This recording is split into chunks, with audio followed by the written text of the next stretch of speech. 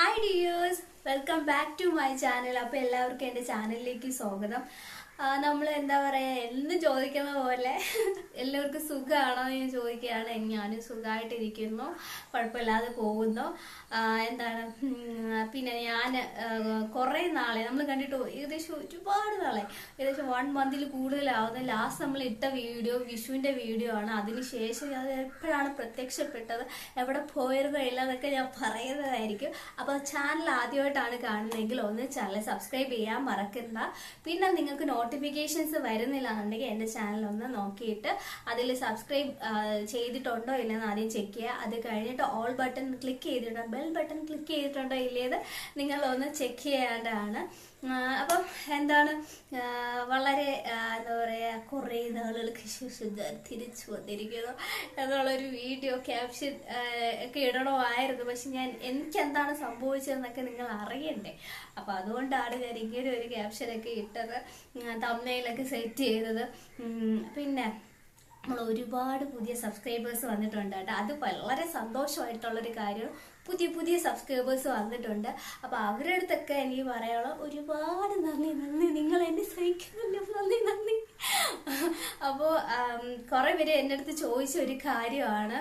അപ്പം കുറച്ച് പേര് എൻ്റെ അടുത്ത് ചോദിച്ച കാര്യം, അത് ഞാൻ ഷോർട്സിൽ മാത്രമേ പ്രത്യക്ഷപ്പെടണുള്ളൂ, ഇതുപോലെ ലോങ് വീഡിയോയിൽ വരുന്നില്ല, എന്ത് പറ്റി ലോങ് വീഡിയോ ഇടാത്ത, എന്താണ്, എന്ത് പറ്റി ചേച്ചി, എന്ത് പറ്റി രേഷ്മ എന്നൊക്കെ പറഞ്ഞ് കുറേ പേര് ഇങ്ങനെ മെസ്സേജ് അയച്ചിട്ടുണ്ടായിരുന്നു.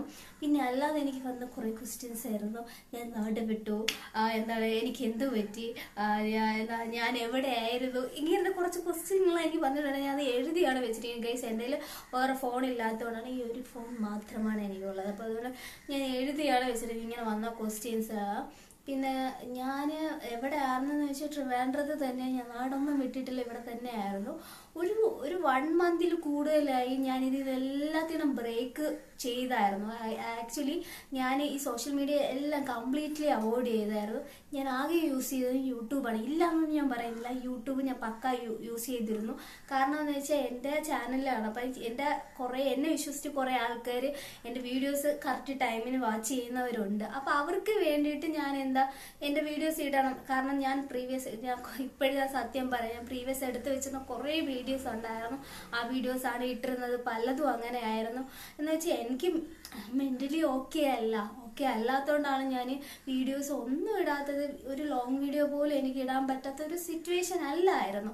അതുകൊണ്ടാണ് ഞാൻ സത്യം പറഞ്ഞ് നിങ്ങളെ മുന്നിൽ പ്രത്യക്ഷപ്പെടാത്ത ഈ ഷോർട്ട് വീഡിയോയിൽ മാത്രം വന്നത്. ഇതിലൊന്നും ആക്റ്റീവ് ഇല്ല, കംപ്ലീറ്റ് ഇതെല്ലാം അവോയ്ഡ് ചെയ്യേണ്ട അവസ്ഥയായിരുന്നു എനിക്ക്.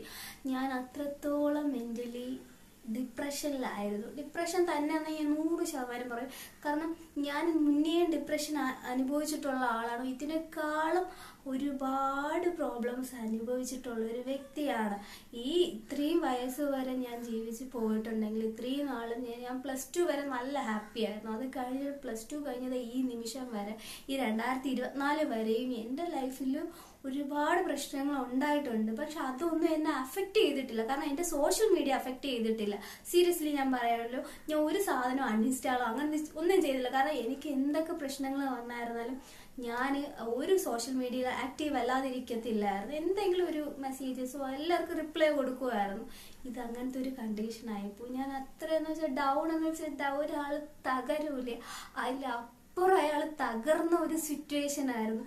അത് എനിക്ക് പറഞ്ഞറിയിക്കാൻ പറ്റത്തില്ല, അങ്ങനത്തെ ഒരു സിറ്റുവേഷൻ ആയിരുന്നു. കാരണം ഇമോഷണലി എല്ലാവരും ഡൗൺ ആവുന്ന സ്റ്റേജസ് ഉണ്ട്. പക്ഷെ ഞാൻ എൻ്റെ ലൈഫിൽ അത് മാത്രമേ ഉണ്ടായിട്ടുള്ളൂ.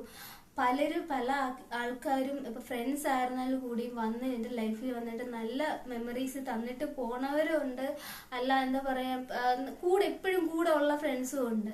അതൊക്കെ ഞാൻ ഡീറ്റെയിൽ ആയിട്ട് ഞാൻ പറയുന്നത്, അതിൽ എനിക്ക് പോകാൻ താല്പര്യമില്ല. എൻ്റെ ഒരു സ്റ്റേജ് എന്ന് പറഞ്ഞാൽ ഫുൾ ഡിപ്രഷൻ പോലെ ആയി. ഫുഡ് കഴിക്കത്തില്ല, ഉറക്കമില്ല, ആരും സംസാരിക്കില്ല, ഒരു റൂമിൻ്റെ അകത്ത് തന്നെ ഫുള്ളായിട്ട്. കാരണം എന്ന് വെച്ചാൽ ഒരു വ്യക്തി കാരണമാണ് ഞാൻ ഇത്രയും ഡൗൺ ആയത്. കാരണം അതൊരു മെയിലാണെന്നോ ഫീമെയിലാണെന്നോ ഒന്നും ഞാൻ മെൻഷൻ ചെയ്യില്ല. കാരണം എന്ന് വെച്ചാൽ അത് അവർക്ക് ഹേർട്ടാവും. അവർ ഈ വീഡിയോ ഒക്കെ വാച്ച് ചെയ്യണമെന്നുണ്ടെങ്കിൽ, എനിക്കറിയത്തില്ല അവർ വീഡിയോ വാച്ച് ചെയ്യണുണ്ടോ ഇല്ലെന്ന് എനിക്ക് അറിഞ്ഞൂടാ. പക്ഷെ വാച്ച് ചെയ്യണമെങ്കിൽ അവർക്ക് ഹേർട്ട് ആവരുതെന്നുള്ളതുകൊണ്ട് മാത്രമാണ് ഞാൻ ആ ഒരു വ്യക്തിയുടെ പേരോ ഒന്നും എനിക്ക് പറയാൻ താല്പര്യമില്ല. സീരിയസ്ലി എനിക്ക് പറയാൻ താല്പര്യമില്ല. എനിക്ക് അത്രയും എന്താ പറയുക റെസ്പെക്റ്റ് ഞാൻ കൊടുക്കുന്നുണ്ട്. അതുകൊണ്ട് ഞാൻ പറയാൻ ആഗ്രഹിക്കുന്നില്ല. അപ്പം ഇതൊക്കെ കൊണ്ടാണ് ഞാൻ ഫുള്ളായിട്ട് ഇങ്ങനെ എന്താ പറയുക ഒരാൾക്ക് ഇങ്ങനെയൊക്കെ സംഭവങ്ങളുണ്ട്. എൻ്റെ ലൈഫിൽ ഇതിന് മുന്നേ ഉണ്ടായിട്ടുണ്ട്. പക്ഷെ അതൊന്നും എന്നെ അഫക്റ്റ് ചെയ്തിട്ടില്ല. അതിൽ നിന്ന് കയറിയേ ഞാൻ വന്നിട്ടുണ്ടായിരുന്നുള്ളൂ. പക്ഷെ ഇത് എന്നെ ഒരുപാട് അങ്ങ് തളർത്തി കളഞ്ഞു. ഞാൻ ഇങ്ങനെ ഫുള്ളായിട്ട് ഇങ്ങനെ ഇതെന്ന് വെച്ചാൽ വീട്ടില് ഞാൻ ഈ നിമിഷമാണ് ഞാൻ പറയുന്നത് കൂടി വീഡിയോയിലൂടെ ഇപ്പൊ ചേച്ചി ആയിരുന്നാലും ബാക്കിയുള്ളവരെല്ലാരും മീൻസ് അവര് ഇതിലൂടെ എനിക്ക് അറിയാം ഞാൻ ഇങ്ങനെ ഒരു സ്റ്റേജിലൂടെയാണ് പോയത്. കാരണം എന്ന് വെച്ചാൽ ഞാൻ മറ്റുള്ളവരുടെ മുന്നിൽ വീട്ടുകാരുടെ മുന്നിലായിരുന്നാലും ഞാൻ ഒരു ഫുൾ ഹാപ്പി ആയിട്ടുള്ള ഒരു ആളായിട്ടാണ് ഞാൻ നിന്നിരുന്നത്. ഒരിക്കലും എൻ്റെ വിഷമം ഞാൻ പുറത്ത് കാണിച്ചിട്ടില്ല. എൻ്റെ വിഷമങ്ങളെല്ലാം ഞാൻ എൻ്റെ റൂമിൻ്റെ അകത്തും ഒക്കെയാണ് ഞാൻ ഇതാക്കിയത്. എന്ന് വെച്ചാൽ എൻ്റെ പെയിനെ ഞാൻ മറ്റുള്ളവരെ അറിയിക്കണ്ട എന്നുള്ളൊരു സിറ്റുവേഷൻ മാത്രമാണ്. എന്താ വെച്ചാൽ അത്രത്തോളം ആഴമാണ് എൻ്റെ മനസ്സിൽ ഇറക്കിയ ആ ഒരു വ്യക്തി. അപ്പൊ അതുകൊണ്ടാണ് ഞാൻ ഇങ്ങനെ അടക്കി പിടിച്ചിരുന്നത്. എൻ്റെ കുറച്ച് ഫ്രണ്ട്സിന് മാത്രമേ അറിയുള്ളൂ എൻ്റെ ഈ ഇഷ്യൂസ് എന്താണെന്നും. അവര് മാത്രമേ ഉണ്ടായിരുന്നുള്ളൂ എനിക്ക് ആ ഒരു സമയത്ത് എന്നെ എന്താ പറയാ എന്നെ കൈ പിടിച്ച് കയറ്റാൻ അവര് മാത്രമേ എനിക്ക് ഉണ്ടായിരുന്നുള്ളൂ. ഒരുപാട് ഫ്രണ്ട്സ് എന്താ പറയാ എന്നെ കാണാതെ ഇരുന്നപ്പോഴത്തേക്കും എന്നെ വിളിക്കാണ്ടായി. അതൊക്കെ എനിക്ക് ഭയങ്കര സന്തോഷം. കാരണം എന്ന് വെച്ചാൽ എന്നെ എന്താ പറയാ ഞാനൊരു വ്യക്തിയിൽ നിന്ന് അവർക്കൊരു മിസ്സിങ് ഉണ്ടായതുകൊണ്ടല്ലേ അവർ എന്നെ കോണ്ടാക്ട് ചെയ്ത് എന്നെ വിളിക്കുകയൊക്കെ ചെയ്തത്. പലരും എന്താ പറയാ മെസ്സേജ് അയച്ചിട്ട് എന്ത് പറ്റി, ഓക്കെ അല്ലേ, ഇങ്ങനെയൊക്കെ ചോദിക്കുമ്പോൾ നമുക്ക് ഫുള്ളായിട്ട് അങ്ങ് ഇമോഷണലി അങ്ങ് ഇതാവും. അവർ പറയുന്ന വാക്കുകൾ കേൾക്കുമ്പോഴും എനിക്ക് ഫുള്ളായിട്ട് എനിക്ക് വിഷമം വന്നുകൊണ്ടിരുന്നു. വീണ്ടും സോഷ്യൽ മീഡിയയിൽ ആക്റ്റീവ് ആവാൻ കുറച്ച് ആക്റ്റീവ് എന്ന് പറഞ്ഞാൽ നമ്മളെ സബ്സ്ക്രൈബേഴ്സ് കൂടിയ സമയത്ത് ആ ഒരു സന്തോഷം പങ്കുവയ്ക്കാൻ വേണ്ടി ഞാൻ കയറണം. അപ്പോഴും കുറേ മെസ്സേജസ് എല്ലാ ആൾക്കാരും ഇങ്ങനെ ചോദിക്കും എന്ത് പറ്റി, എവിടെ പോയി, നാട് വിട്ടോ, ഇങ്ങനെ കുറേ മെസ്സേജസ് വന്ന് കിടക്കുന്നു. എനിക്കാണെങ്കിൽ സങ്കടം തോന്നുന്നത് എന്ന് വെച്ചാൽ എന്നെ അറിയാത്തവർ, പേഴ്സണലി കണ്ടിട്ടില്ലാത്തവരുണ്ട്, അല്ലാതെ സ്ട്രേഞ്ചേഴ്സ് ആയിട്ടൊക്കെ കുറേ ആൾക്കാർ. ഇവരുടെ അടുത്തൊന്നും ഞാൻ പേഴ്സണലി മെസ്സേജ് അയക്കാറൊന്നുമില്ല. എന്നാലും ഇവരൊക്കെ എന്നെ അന്വേഷിച്ച് വരണമെന്ന് കണ്ടപ്പോഴത്തേക്ക് എനിക്ക് ഭയങ്കര സന്തോഷം തോന്നി, എൻ്റെ അടുത്ത് വിഷമം തോന്നി. ഞാൻ ഇതുവരെ ഓക്കെ അല്ല എന്ന് ആവാത്തോണ്ടാണ് ഞാൻ ഇതിലൊന്നും കേറാത്തത്, സംസാരിക്കാത്തത്. സത്യം പറഞ്ഞാൽ ഞാൻ എൻ്റെ ഹെൽത്ത് പോലും ഞാൻ സൂക്ഷിച്ചിട്ടില്ല. ഞാൻ ഹോസ്പിറ്റലൈസ്ഡ് ആയി, അതും ഞാൻ പറഞ്ഞിട്ടില്ല, ഇതുവരെ ആരോടും പറഞ്ഞിട്ടില്ല. എൻ്റെ കുറച്ച് ചുരുക്കം ഫ്രണ്ട്സിന് മാത്രമേ അറിയാവുന്നുള്ളൂ. ഞാൻ BP ലോ ആയി, ഞാൻ ഹോസ്പിറ്റലൈസ്ഡ് ആയി. പിന്നെ അത് കഴിഞ്ഞിട്ട് ഈ കുറച്ച് ദിവസം മുന്നേ വീണ്ടും എനിക്ക് കുറച്ച് എൻ്റെ കൂടെ പറപ്പായ ശ്വാസം മുട്ടില്ല എൻ്റെ കൂടെ വന്ന് അങ്ങനെ കുറച്ച് പ്രശ്നങ്ങൾ. അതിന് മുന്നേ ഞാൻ പറഞ്ഞില്ല BP ഡൗൺ ആയി, അത് ഫുൾ ഇതായിട്ട് അങ്ങനെ കുറച്ച് സീനൊക്കെ ആയി. അത് ഈ ഒരു വ്യക്തി കാരണമാണ് ഇത്രയും ഞാൻ മെന്റലി ഡിപ്രസ്ഡ് ആവാൻ കാരണം. അത് ആ വ്യക്തി മനസ്സിലാക്കുന്നില്ല, അവർ ഇത്രത്തോളം എനിക്ക് നെഗറ്റീവ് തന്നുകൊണ്ടാണെന്ന്. ഈ BP ലോ ആയിട്ട് ഹോസ്പിറ്റലിൽ കിടന്നപ്പോഴത്തേക്കും ഹോസ്പിറ്റലിൽ എനിക്ക് പേഴ്സണലി അറിയാനുള്ള ഡോക്ടറാണ്. അപ്പോൾ ഡോക്ടർ എൻ്റെ അടുത്ത് ചോദിച്ചായിരുന്നു എന്ത് പറ്റി എന്ന് വെച്ചാൽ എനിക്ക് അസുഖം വരാൻ നിർത്തി ആ ഡോക്ടറിനെയാണ് കാണിക്കുന്നത്. അപ്പം പുള്ളിക്കാരൻ ചോദിച്ചത് എൻ്റെ അടുത്ത് ചോദിച്ചു എന്ത് പറ്റി രേഷ്മ, എന്ത് പറ്റി എന്നാണ് ചോദിച്ചത്. അപ്പം ഞാൻ ഇങ്ങനെ പറഞ്ഞു, സാർ ഇങ്ങനെയാണ് കേസ്, ഇങ്ങനെയാണ് എൻ്റെ ലൈഫിൽ ഡിപ്രഷനാണ്, എനിക്ക് ഫേസ് കണ്ടപ്പോഴത്തേക്കും മനസ്സിലായി, ഉറക്കമില്ലല്ലേ രാത്രിയൊന്നും. അപ്പം ഞാൻ പറഞ്ഞു ഇങ്ങനെയൊക്കെയാണ് കാര്യങ്ങൾ, എനിക്ക് ഉറങ്ങാൻ പറ്റില്ല. പുള്ളിക്കാരൻ കുറേ എന്നെ മോട്ടിവേറ്റ് ചെയ്ത് ഫുള്ളായിട്ട് സംസാരിച്ചിട്ടും എനിക്ക് ഒരു ഡോക്ടർ കൗൺസിൽ ചെയ്തിട്ട് പോലും എനിക്ക് ഓക്കെ ആവാൻ പറ്റാത്തൊരു കണ്ടീഷൻ. സത്യം പറഞ്ഞ സൂയിസൈഡ് വരെ ശ്രമിച്ചിരുന്നു എന്ന് വേണമെങ്കിൽ പറയാം. സൂയിസൈഡ് ചെയ്താലോ എന്ന് വരെ ആലോചിച്ച ഒരു വ്യക്തിയാണ് ഇപ്പൊ ഈ ജീവനോട് എങ്ങനെ ഇരിക്കുന്നത്. അപ്പം ആലോചിച്ച് നോക്കണം എന്തുമാത്രമാണ് ഞാൻ പെയിൻ അനുഭവിച്ചിട്ടുള്ളതെന്ന്, എന്തുമാത്രമാണ് ഞാൻ വിഷമം അനുഭവിച്ചുകൊണ്ടിരുന്നത് എന്ന്. പിന്നെ എനിക്കിതുപോലെ ഞാൻ പറഞ്ഞില്ല, ഇതുപോലെ കുറേ പ്രശ്നങ്ങൾ എൻ്റെ ലൈഫിൽ ഉണ്ടായിട്ടുണ്ടെങ്കിൽ അതൊന്നും എന്നെ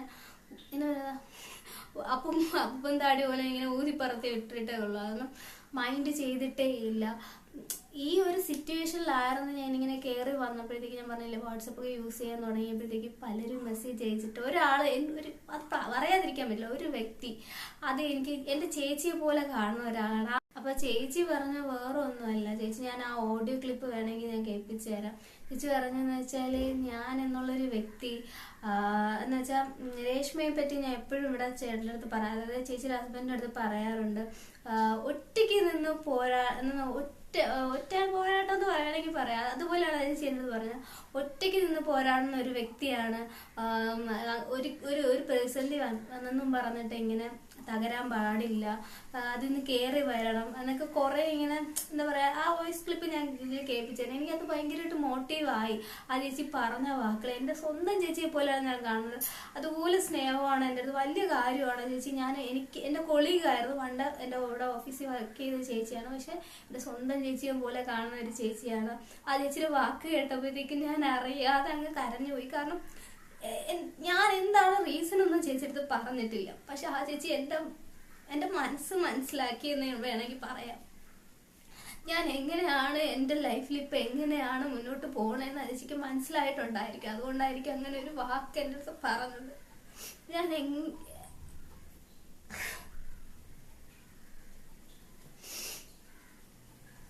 എന്നെ ഭയങ്കരമായിട്ട് സത്യം പറഞ്ഞ മോട്ടിവേറ്റ് ചെയ്ത്. അപ്പൊ ഞാൻ വിചാരിച്ചു എല്ലാവരും ഇങ്ങനെ പറയുന്നപ്പോ ഞാൻ എന്തിനാ ഇങ്ങനെ ഫുള്ളായിട്ട് ഇങ്ങനെ ഇതാവണം. പക്ഷെ ഇപ്പോഴും ഞാൻ പറയുന്നത് എനിക്ക് അതിൽ നിന്ന് ഇതുവരെയും കയറി വരാൻ പറ്റുന്നില്ല. എന്താണെന്ന് എനിക്ക് അറിഞ്ഞുകൂടാ. ഞാൻ ശ്രമിക്കുന്നുണ്ട്. പക്ഷെ ഞാൻ പറഞ്ഞില്ല, ഇതുപോലെ ഷോർട്ട് വീഡിയോ ഇടാൻ പോലും എനിക്ക് മനസ്സ് ഒന്നിലൊരു ഫോക്കസ് ചെയ്യാൻ പറ്റുന്നില്ല. അങ്ങനെ വേണമെങ്കിൽ പറയാം. നമ്മള് ഒന്നിൽ ഫോക്കസ് ചെയ്യുമ്പോഴത്തേക്കും അതിൽ തന്നെ കോൺസെൻട്രേറ്റ് ചെയ്യണമെങ്കിൽ നന്നായിട്ട് നമ്മൾ ഹാപ്പി ആയിട്ടിരിക്കണം. ഇങ്ങനത്തെ പ്രശ്നങ്ങൾ വരുമ്പോൾ ഒട്ടും നമുക്ക് സഫർ ചെയ്യാൻ പറ്റൂല. അത് ഇവർക്കൊന്നും പറഞ്ഞാൽ മനസ്സിലാവില്ല. ഈ നമ്മളെ ലൈഫിലുണ്ടായി നെഗറ്റീവ് ഉണ്ടാക്കി പോണവർക്കൊന്നും മനസ്സിലാവും. അവർക്ക് ഇങ്ങനെ ലൈഫിൽ ഉണ്ടാവുമ്പോഴേ അവർ മനസ്സിലാവുള്ളൂ, ഇതുപോലെയാണ് അവർ അനുഭവിച്ച പെയിൻ എന്ന് അവർക്ക് മനസ്സിലാവുള്ളൂ. അപ്പൊ അതൊക്കെ കൊണ്ടാണ് ഞാനിതെല്ലാം പറയണമെന്ന് എനിക്ക് തോന്നി. അതുകൊണ്ടാണ് ഞാൻ നിങ്ങളടുത്ത് എല്ലാം എന്തായിരുന്നാലും പറയാന്ന് വിചാരിച്ചിട്ട് വന്നത്. ഇങ്ങനെ ഇരിക്കണം കണ്ടിട്ടൊന്നും ചിന്തിക്കണ്ട. ചൂടെടുത്തിട്ട് മനുഷ്യൻ പുഴുക്കുന്ന ഈ റൂമിൻ്റെ അത്. അതുകൊണ്ടാണ് ഞാൻ ഇങ്ങനെ മുടി വരിക്കെട്ടി വെച്ചത്. അപ്പം ഞാൻ പറഞ്ഞതെന്ന് വെച്ചാൽ, എനിക്ക് കൂടുതൽ സത്യം പറഞ്ഞാൽ ഇങ്ങനൊരു സ്റ്റേജ് ഉണ്ടായപ്പോൾ, എനിക്ക് ഈ വിഷമങ്ങൾ ഉണ്ടായപ്പോൾ എൻ്റെ കൂടെ ഉണ്ടായിരുന്നത് എൻ്റെ ഫ്രണ്ട്സ് മാത്രമാണ്. അവരുടെ അടുത്ത് എത്ര നന്ദി പറഞ്ഞാലും മതിയാവൂല. ചക്കര ഉമ്മ അത്രേ എനിക്കുള്ളൂ പറയാം. എന്ന് വെച്ചാൽ അവരുള്ളതുകൊണ്ടാണ് അവരിങ്ങനെ പറഞ്ഞ് ബൂസ്റ്റ് ചെയ്യുമെന്ന് അറിയില്ല. ഒരാൾ ബൂസ്റ്റ് ചെയ്യാൻ എന്തൊക്കെ ചെയ്യാമോ അതെല്ലാം അവർ ചെയ്തിട്ടുണ്ട്. ഇപ്പോഴും ഞാൻ ഈ ഒരു വീഡിയോ എടുക്കണമെങ്കിൽ അവർ കാരണമാണ്. അവര് ബൂസ്റ്റ് കൊണ്ടാണ് ഞാൻ ഇങ്ങനെയൊക്കെ ഇരിക്കുന്നത്. അപ്പം ഇതൊക്കെയായിരുന്നു എൻ്റെ പ്രശ്നങ്ങൾ. എന്താ പറയാ, ഫ്ലൈ ആയിരുന്നു. ഞാൻ ഫുള്ളിങ്ങനെ പറക്കുകയായിരുന്നു, എയറിൽ കിടന്ന് പറക്കുക. അതുപോലെ ഇങ്ങനെ വെറുതെ പോവുകയായിരുന്നു. അപ്പം അതിൽ നിന്ന് താഴോട്ട് ഇങ്ങോട്ട് ഇറങ്ങി വരുന്നതേ ഉള്ളൂ. എന്താ പറയാ, ലൈഫല്ലേ ഇങ്ങനെയൊക്കെ സംഭവിക്കും. അപ്പൊ നിങ്ങളിങ്ങനെ ചിന്തിക്കുന്നുണ്ടായിരിക്കും, ഇനി ആരാണ് ആ വ്യക്തി, ആരാണെന്നൊക്കെ. അപ്പോൾ പലതും ക്വസ്റ്റ്യൻസ് വരും. അതൊന്നും എനിക്ക് പറയാൻ താല്പര്യമില്ല. പിന്നെ എൻ്റെ ലൈഫ് സ്റ്റോറി അറിയാമെന്നുണ്ടെങ്കിൽ അത് ഞാൻ ഒരിക്കൽ വിടുന്നതായിരിക്കും. ഇപ്പൊ എനിക്ക് പറയാതെ എനിക്ക് താല്പര്യമില്ല. എന്ന് വെച്ചാൽ പറയണമെന്നുണ്ട്, പക്ഷെ കുറേ നമുക്ക് എന്താ പറയാ, കുറേ കാര്യങ്ങളുണ്ട് ഇതിനിടയിൽ. അപ്പം കുറേ നെഗറ്റീവ് കമന്റ്സ് ഒക്കെ ഉണ്ടായിരുന്നു. അതൊക്കെ ഞാൻ പിന്നെ പറയുന്നതായിരിക്കും. അതിനെല്ലാം മറുപടികൾ. അപ്പം നമ്മളെ പുതിയ സബ്സ്ക്രൈബേഴ്സ് അവരുടെ അടുത്ത് ഇത്ര നന്ദി പറഞ്ഞാലും മതിയാവൂല. അപ്പം ഇന്നത്തെ വീഡിയോ നിങ്ങൾക്ക് ഇഷ്ടമായെങ്കിൽ എനിക്ക് എന്താണ് പറ്റിയതെന്നൊക്കെ നിങ്ങൾ അറിഞ്ഞല്ലോ, സമാധാനമായില്ല, തൃപ്തിയായില്ല. അപ്പം ഇനി അടുത്ത വീഡിയോയിൽ കാണും. പുതിയൊരു വീഡിയോ ആയിട്ട് വരുന്നത് വരെ ടാറ്റാ, ബൈ ബൈ.